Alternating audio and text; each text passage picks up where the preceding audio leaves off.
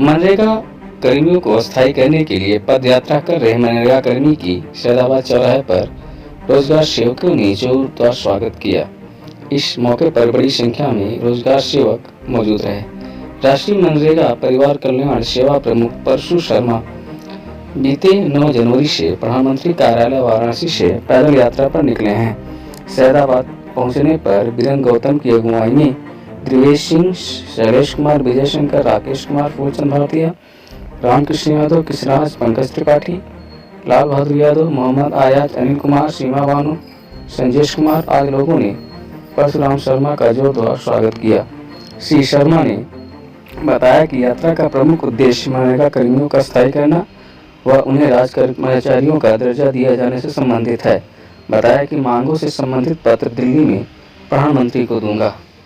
हमारी सरकार से यही मांग है कि हम लोगों के नियमितीकरण की जो मनरेगा गाइडलाइन है उसमें संशोधन किया जाए।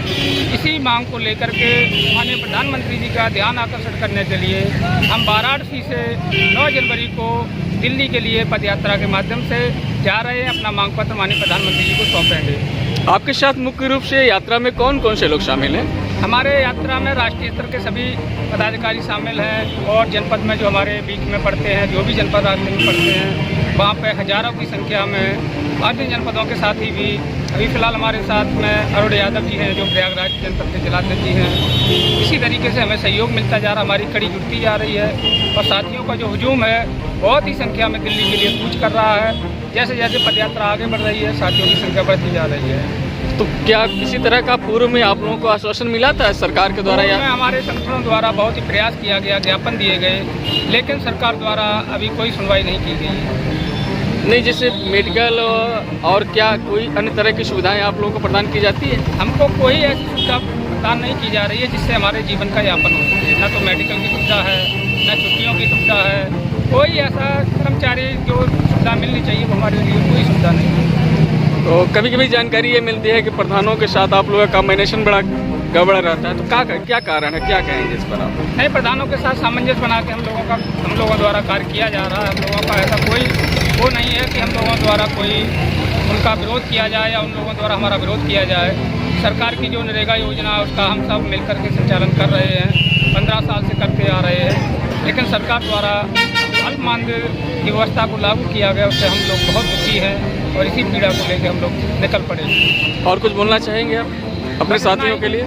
अपने साथियों से यही कहेंगे कि जो साथी हमारे देख रहे हैं वो सभी साथी इस पदयात्रा में जुड़ते जाएं। 1 जनवरी को ये पदयात्रा दिल्ली के लिए पहुंचेगी। हमारे सभी साथी 1 फरवरी को दिल्ली के लिए कूच करेंगे। धन्यवाद। नहीं, देखिए आप काफ़ी ये जानकारी मिली है, कभी कभी ये मिलती है जानकारी कि आपका जो उत्पीड़न है खंड विकास अधिकारी स्तर पर भी होता है, ग्राम प्रधान स्तर पर भी होता है, तो क्या पूर्व में आप लोगों ने इसके लिए कोई कदम उठाया, आप मांग रखेंगे इस तरह से जिससे आपके साथ ऐसा ना हो? सरकार द्वारा जो गाइडलाइन बनाई गई है उसमें हम लोगों के कर्मचारियों के हित के लिए कोई लाइन नहीं लिखी गई है और उसी को लेकर के अधिकारियों द्वारा जो हमारा शोषण किया जा रहा है लगातार इसी तरह से चलता रहता है। क्या परिचय है आपका? अरुण यादव, जिलाध्यक्ष ग्राम रोजगार सेवक पंचायत में वेलफेयर एसोसिएशन प्रयागराज। इस यात्रा के बारे में 2 शब्द कहिए आप। हम लोगों का उद्देश्य है मनरेगा कर्मचारियों के हित के संदर्भ में।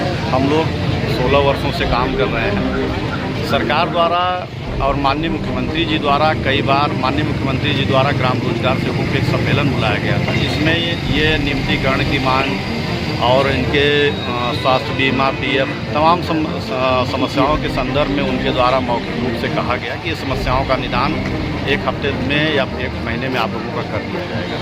लेकिन लगभग 3 वर्ष बीत गया, हमारी समस्याओं को अधिकारियों द्वारा नज़रअंदाज किया गया, जो ग्राम रोजगार सेवकों के जीवन यापन में समस्या उत्पन्न कर रही है।